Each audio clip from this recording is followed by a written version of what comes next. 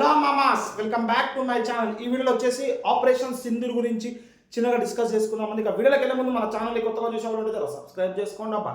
అలాగే మన పాత వీడియోస్ చూసి నచ్చితే లైక్ చేయండి, షేర్ చేయండి, అలాగే కమెంట్ చేయండి.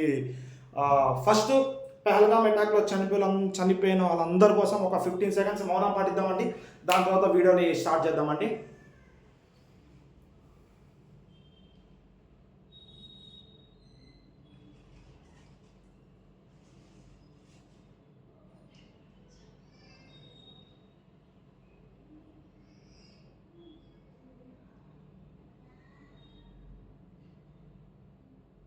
ఓకే అండి. ఇక మౌనం ఎందుకు పాటిస్తున్నామంటే చాలామంది అంటే అమాయకులు అందరూ చనిపోయాను కదండి, వాళ్ళు చనిపోతున్నాము అని తెలవకుండా చనిపోవడం, ప్లస్ ఒక హార్స్ రైడర్ ఉన్నారు కదండి, ఆయన కూడా వాళ్ళని కాపాడడం కోసం ఆయన కూడా ఆయన ప్రాణాన్ని అర్పించాడు. వీళ్ళందరి కోసం చిన్న మౌనం అనేది మనం పాటించినామండి, అంతే అండి. ఇక ఆపరేషన్ సింధూర్ అండి, పెహల్గామ్ అటాక్ అయినప్పుడు మోదీ సైలెంట్గా ఉన్నారని చెప్పినారు కానండి, దాని తర్వాత ఒక్కొక్కరికి చుక్కలు చూపిస్తుంది చూడండి మోదీ. నిన్న మనకి May 7th డ్రిల్ అనేది కండక్ట్ అయింది. ఇక స్టార్ట్ అండి. ఇక మ్యాప్లో పాకిస్తాన్ అనేది లేకుండా చేసేస్తాడు మోదీ, తెలిసిందా మనకి. మీకు తెలియకపోయి ఉంటే గుజరాత్ ఇన్సిడెంట్ గురించి చాలా మందికి తెలిసి ఉంటుంది, భోగిలు కాల్చడం అని చెప్పి. అక్కడ మోదీది లేదంటారు కానీ పక్క అక్కడ మోదీ రూలింగ్ ఉన్నారండి, మోదీ తెలియకుండా ఏది జరగదండి. ఒకవేళ టెర్రరిస్ట్ అనే వాళ్ళు ఉన్నారంటే పక్కా అక్కడ మోదీ అనేది నిలబడతాడండి.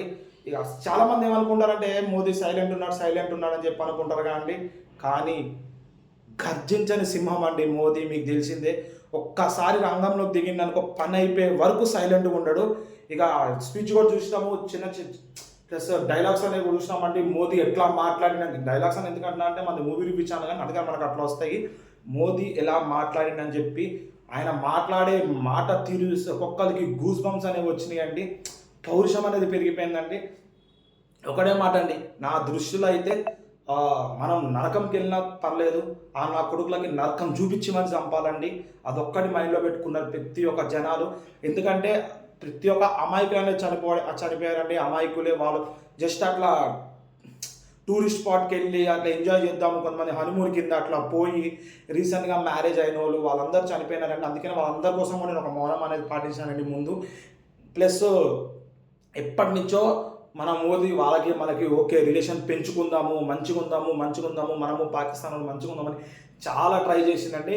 ఇక స్టార్ట్ ఎంత చేసినా కానీ వాళ్ళు నమ్ముతలేదు. ఇంకా పాకిస్తాన్లో ఏమంటారంటే మేమేమి స్థావరం ఇవ్వలేదు అని చెప్పి అంటున్నారు. ఎంత చెప్పినా వాళ్ళు నిజం ఒప్పుకోవట్లేదు. ఇక మోదీని చూసినారుగా 70 మందిని చంపడము, 24 నిమిషాల్లో 70 మందిని పట్టా లేపబడేసినారు టెర్రరిస్టులని. ఇక నేను చెప్తున్నానండి, ఇప్పుడు టెర్రరిస్టులు ప్రతి క్షణం నెక్స్ట్ అవర్స్ వస్తారని భయంతో కూర్చుని ఉంటారండి. నేను చెప్తున్నా అండి, పక్క ఆ భయానికి వచ్చే జన్మలో అడుగు పెట్టాలన్నా కానీ ఉచ్చబోసుకుంటారండి. మానవ రూపంలో అడుగు పెట్టాలన్నా కానీ ఉచ్చబోసుకుంటారు. ఆ రకంగా చూపిస్తున్నారు మన మోదీ గారు. ఒక్కొక్కరికి టెర్రరిస్టులకు చుక్కలు ఇంకొకసారి టెర్రరిస్ట్లోకి వెళ్దాము అని అనుకున్న ప్రతి ఒక్కరికి ఉచ్చబడిపోయేటట్టు చూపిస్తుండండి. పక్కా చెప్తున్న ఆపరేషన్ సింధూర్ చరిత్రలో గుర్తించిపోతుందండి. చరిత్రలో ప్రతి ఒక్కరు డిస్కస్ చేసుకుంటారు ఆపరేషన్ సింధూర్ గురించి. నాకు తెలిసి కొన్ని సంవత్సరాలు అయితే అదొక సోషల్ సబ్జెక్ట్లో ఒక ఆర్టికల్ కింద ఒక లెసన్ కింద ఇస్తారు. ఆపరేషన్ సింధూర్ అంత ఉందండి. ఆపరేషన్ సింధూర్కి నేను చెప్తున్నా అండి, ఈ దెబ్బకి పాకిస్తాన్ మొత్తం సాఫ్ అయిపోద్దండి. ఆ రకంగా చేస్తారు మోదీ. ఓకే అమాయకులు ఉన్నారు, దాంట్లో కూడా పర్లేదు, అమాయకులు కూడా ఉన్నారు, వాళ్ళు కూడా మనలాగా ఉన్నారంటే వాళ్ళకి సపరేట్ మాకు తెలియదండి. అని పక్కా టెర్రరిస్ట్ సంఘం మొత్తాన్ని లేపేద్దామని చెప్పి మోదీ అనేది ఫిక్స్ అయిపోయిందండి. అలాగే పంజాబ్లో కూడా కొంతమంది దాక్కున్నారు. పంజాబ్ కూడా ఒక 45 to 50% పంజాబ్ కూడా దానికే సపోర్ట్ ఇస్తుంది. కొన్ని ఊరులండి సపోర్ట్ ఇస్తుంది. అక్కడ ఒక పందికొక్క కూడా దాక్కుని ఉన్నాడు. ఆయన పేరు మనం చెప్పాల్సిన అవసరం లేదు, స్టార్టింగ్ పేరు చెప్పారు సయ్యద్ అని చెప్పి. ఆయన కూడా అక్కడ దాక్కున్నట్టు తెలుస్తలేదు. ఆయన కనపడితే ఆయన ఫస్ట్ నుంచోబెట్టి నరకం చూపిస్తానండి మోదీ, నేను చెప్తున్నా కదా పక్క. ఇంకా రీసెంట్గానే మనకి లారెన్స్ బిష్నాయ్ కూడా ఇష్యూలో దూరిండు. ఎప్పుడో 6 to 7 months back Lawrence Bishnoi గురించి మనం చాలామంది డిస్కస్ చేసుకున్నారు. మన ఛానల్లో వీడియో అనేది లేదు కానీ చెప్తున్నాను, చాలామంది డిస్కస్ చేసుకున్నారు. ఆయన కూడా రంగంలో దిగి నా కొడుకుని అమాయకుని చంపింది కదా, నా కొడుకుని చంపేస్తానని చెప్పి డైరెక్ట్గా స్పాట్ వదిలిండు. ఓకే ఆయన లాని చంపడం అనేది కరెక్ట్ అండి, ప్రతి ఒక్కరికి రక్తం మరిగిపోతుంది చంపాలని చెప్పి. కానీ ఆయన అనేది లా అనేది చేతిలో తీసుకోవడం తప్పండి. ఆయన కూడా మన మోదీ గారికి సపోర్ట్ ఇచ్చి చేస్తే మంచిది అన్నట్టు అనిపిస్తుంది. ప్రతి లా అనేది మనం చేతిలో తీసుకోవద్దండి, గవర్నమెంట్ డెసిషన్ అండి. కంప్లీట్లీ డిపెండ్స్ అపాన్ గవర్నమెంట్ అండి. గవర్నమెంట్ ఏది చేస్తే అది కరెక్టే అండి. మనం ప్రతి ఒక్క దాన్ని మన చేతిలో తీసుకోకూడదు. కానీ లారెన్స్ బిష్నాయ్ ఊరుకోడండి. జింకని వేటాడి చంపినందుకే సల్మాన్ ఖాన్కి చుక్కలు చూపిస్తుంది. ఇప్పటికీ సల్మాన్ ఖాన్ భయపడుతుంది, లారెన్స్ బిష్నాయ్ గురించి భయపడతారు. అంటే ఆలోచించుకోండి, సల్మాన్ ఖాన్ నెంబర్ 1 యాక్టర్, చాలా మంచోడు. కానీ అదొక్క చేసిన తప్పు గురించి లారెన్స్ బిష్నాయ్ అనేది, ఎందుకంటే వాళ్ళ ఫ్యామిలీ అనేది కృష్ణ జింకలని బాగా ఇష్టపడతారండి, కృష్ణుడి భక్తులు అనుకోండి.